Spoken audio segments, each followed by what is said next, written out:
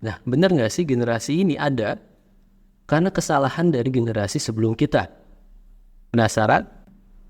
Let's dive in.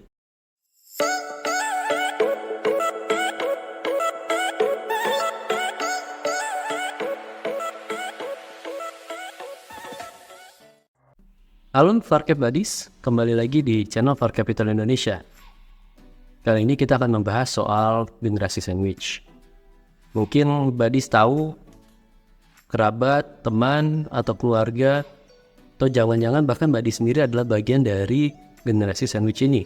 No, kita lagi tidak membahas generasi yang suka makan roti lapis ya, atau sandwich, bukan.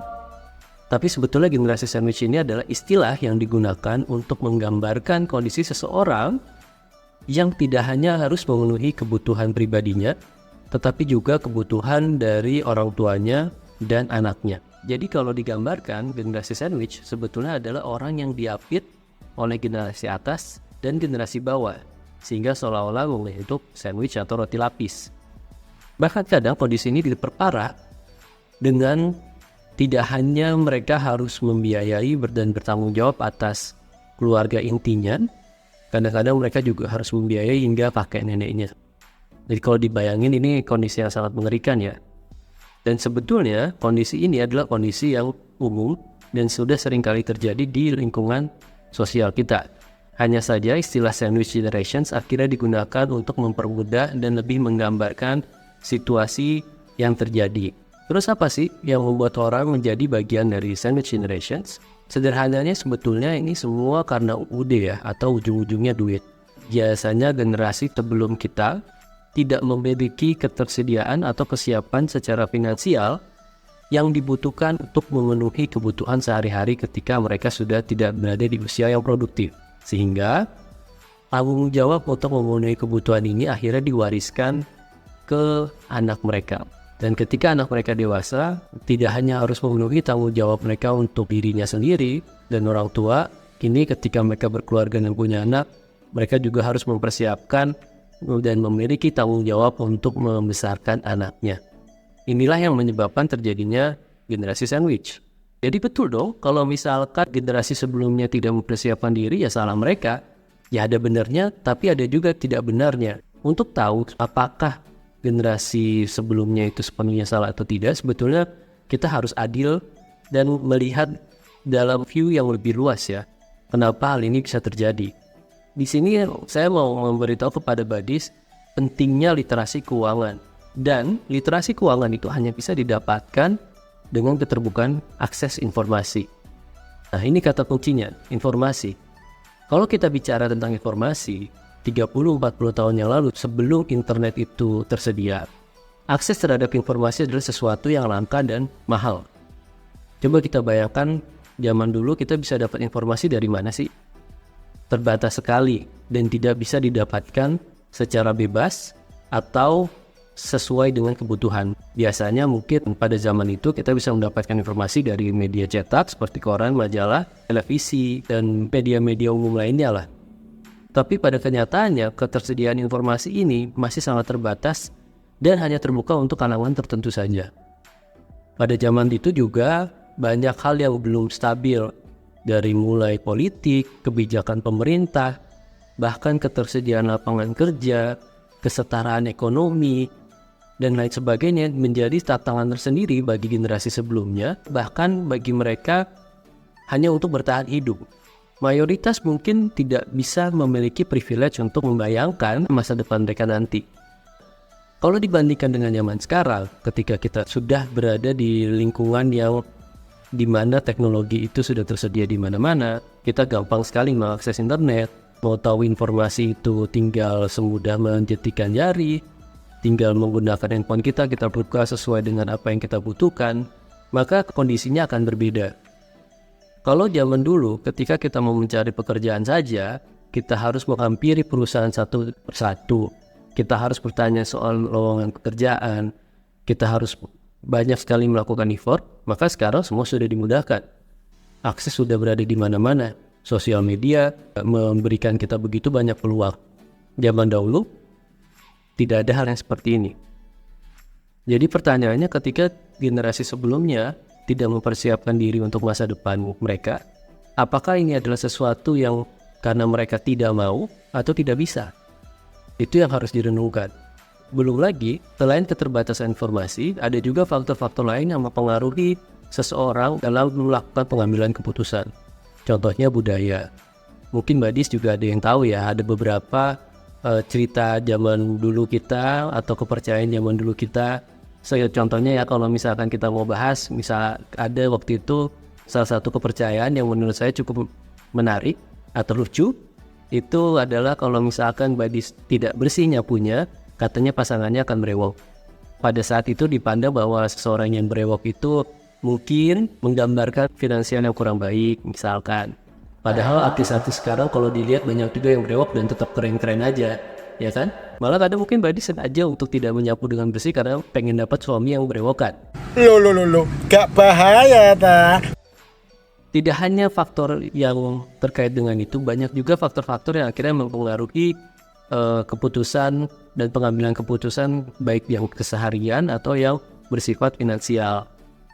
Banyak kepercayaan-kepercayaan yang sampai sekarang bahkan masih melekat dan butuh waktu sampai akhirnya seseorang sadar bahwa kepercayaan ini untuk saat ini sudah tidak relevan lagi. Nah, faktor-faktor inilah yang sebetulnya membuat tidak hanya seseorang itu selain tidak aware dengan literasi keuangan, akhirnya tidak mempersiapkan diri untuk hari tua, juga terpengaruh dari budaya, ketidaksiapan, lebih lagi misalkan ketidaksiapan kondisi ekonomi pada saat itu, kondisi politik yang tidak stabil, dan lingkungan yang juga sebetulnya tidak mendukung. Jadi balik lagi pertanyaannya, apakah mereka menjadi seperti itu karena ketidakinginan mereka untuk belajar atau ketidakbisaan mereka untuk belajar? Nah, kalau misalkan jawabannya karena mereka memang terbatas dan tidak bisa mendapatkan informasi lebih, artinya generasi sandwich ini, kondisi sandwich ini tidak disebabkan karena pure kesalahan mereka, tapi ini adalah sesuatu yang bersifat sistemik. Akhirnya yang bisa kita lakukan sekarang adalah bertanya, jika kita adalah bagian dari sandwich generations, generasi sandwich, apa yang bisa kita lakukan untuk keluar dari siklus ini sehingga nanti generasi penerus kita tidak merasakan hal yang sama? Sayangnya, bagi saya juga tidak ada solusi yang cepat dan instan. What? Kecuali Badis tiba-tiba mendapatkan rezeki nomplok, mungkin menang sesuatu atau dapat warisan dari saudara jauh atau antar berantai yang membuat Badis menjadi seorang miliarder dan akhirnya bebas dari siklus ini. Yang which is kemungkinannya kecil sekali ya. Nah, apa yang bisa dilakukan? Pertama sebetulnya balik lagi ke mindset bahwa dengan kondisi yang sekarang kita banyak peluang terbuka, kita mendapatkan akses informasi yang begitu mudah, akhirnya kita bisa belajar banyak dengan lebih cepat, lebih mudah, akan kita bisa mendapatkan informasi atau pembelajaran secara gratis saat ini. Apa sih yang kita butuh lakukan pertama kali? Hal pertama yang harus Badis lakukan adalah menggambarkan masa depan Badis sejelas mungkin. Maksudnya apa? Maksudnya Badis sudah harus punya visi dan misi, target yang ingin Badis achieve di masa depan. Dan ini harus digambarkan step by stepnya, sematang dan sejelas mungkin.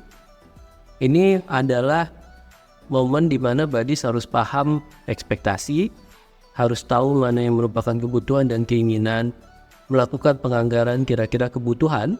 Sekali lagi kebutuhan ya. Jika kita bicara kebutuhan artinya syarat minimum yang harus terpenuhi supaya Badis dan tanggungan Badis itu masih bisa hidup, masih bisa menjalankan kehidupan dengan baik dan sehat. Jadi dari situ Badis akan tahu berapa nominal yang harus Badis dapatkan setiap bulannya sebagai nilai minimum. Ketika Badis belum bisa mendapatkan nilai minimum tersebut, akhirnya yang harus dikorbankan adalah waktu, tenaga, dan pikiran. Di mana Badis dengan kondisi yang saat ini memang harus mencari peluang lain mendapatkan penghasilan dari seluruh akses atau seluruh sumber daya yang Badis punya, sehingga ada penghasilan tambahan yang bisa membantu Badis memenuhi target penghasilan minimum yang sudah Badis gambarkan. Jadi pertama, coba gambarkan secara jelas masa depan yang Badis inginkan. Yang kedua, Badis harus bisa mengatur ekspektasi dan memahami limitasi yang sedang Badis miliki. Dan yang ketiga yang harus Buddies lakukan adalah konsisten dan persisten. Saya pernah dengar ada seorang yang berkata bahwa lebih baik melakukan langkah kecil tapi terus konsisten daripada melakukan satu langkah besar tapi setelah itu nggak tahu kapan lagi dimulai. Karena dengan terus melakukan langkah kecil, kemungkinan kita mencapai tujuan kita jauh lebih besar daripada melakukan satu langkah besar tapi setelah itu ya sudah tidak tahu lagi kapan kita melakukannya.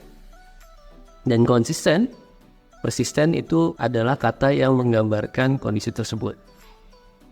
Buddies tidak akan mencapai kemana-mana kalau tidak memiliki konsistensi, dan Buddies juga tidak akan mendapat hasil ketika tidak ada persistensi.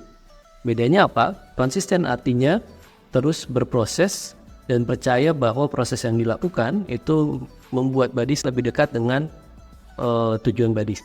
Sementara persisten adalah keteguhan menjaga komitmen Buddies untuk tidak bergoyah ketika mungkin terdapat halangan atau hambatan yang mengganggu perjalanan Buddies dalam mencapai tujuan. Sekali lagi, faktanya tidak ada jalan pintas secepat kilat yang bisa dilakukan untuk melepas diri kita dari siklus sandwich generation. Tapi ingat Buddies, menjadi sandwich generations itu keren. Kenapa?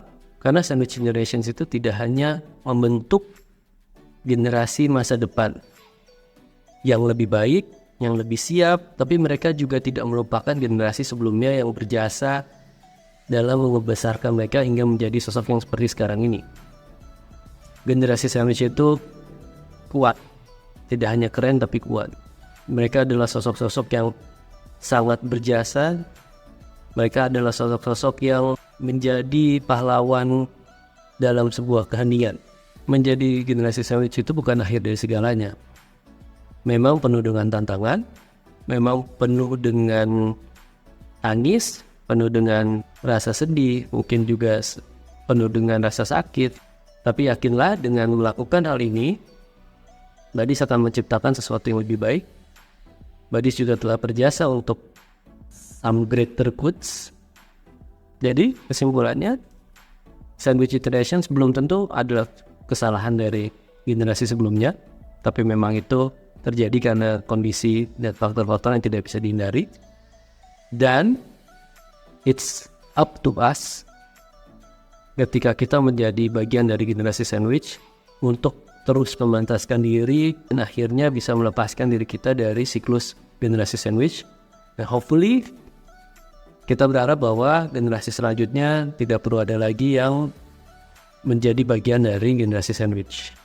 Oke? Cukup sekian dan terima kasih.